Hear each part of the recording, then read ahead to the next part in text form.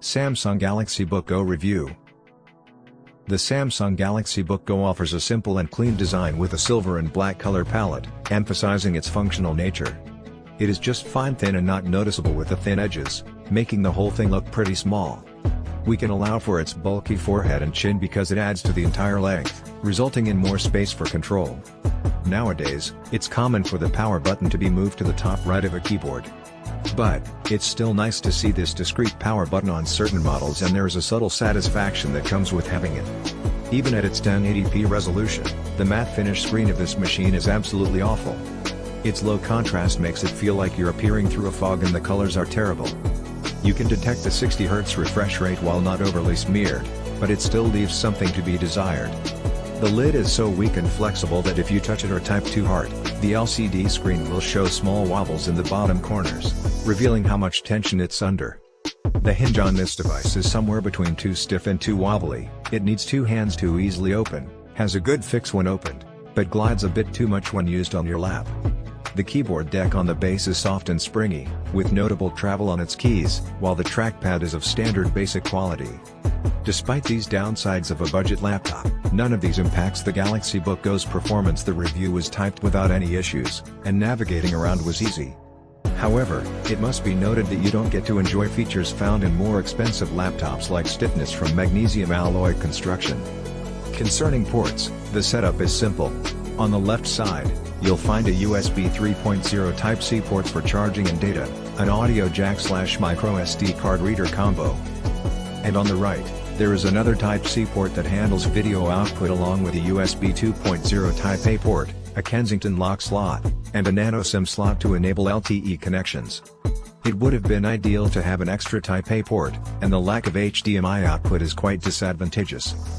However, the demand for modern solutions necessitates using Type-C if you wish to connect a secondary monitor. Unexpectedly, the mostly plastic-made unit is quite weighty at 1.38 kilograms. The inside could well be a heavy-duty passive cooler or a large battery or both, making it noticeably heftier than you'd expect. It won't weigh you down too much though, so no worries there. Your initial opinion about the Galaxy Book Go might be accurate. The good news is, it's likely to be spot on. Of course, there may be exceptions. The performance of Google Chrome, which lacks a native app, was dismal. Some of our attempts to run applications failed altogether, so it's much better than Windows RT but still not good enough to make this laptop worth investing in if you're looking for something other than a web browser. Conversely, some aspects were to unexpectedly benefit us. To illustrate, even basic 2D indie titles built for conventional PC processors ran efficiently, though the same can't be said for 3D. By taking advantage of Qualcomm's specialized mobile processing capabilities, Windows on ARM has the ability to make your laptop behave like a phone. This is an automation formed for intense battery capability, which we will reach shortly. However, additionally begins up in an instantaneous fashion with all your radios joined.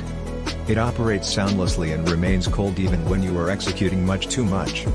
For a utilitarian financial laptop, that's exceptional and almost unique to this kind. Samsung also comprises a lot of ecology apps that tie this perfectly to its own telephone line. Though you'll discover considerably more efficacy with your device attached in the DeX setting, making them rather inconsequential. Considering the MacBook's impressive M1 chip, it may be possible to effectively scale up phone hardware for a laptop. However, in the case of the more affordable Galaxy Book Go, you may not be wrong in your skepticism. The impressive battery capacity of the Galaxy Book Go is undeniable. With our movie test, it lasted almost 12 hours. It doesn't matter that it is not exactly what you would select for a film screening, you can do so for nearly all overseas trips. Do not take into consideration that it is too huge to fit onto an airline tray table. Also, the looking point will make it difficult to watch from.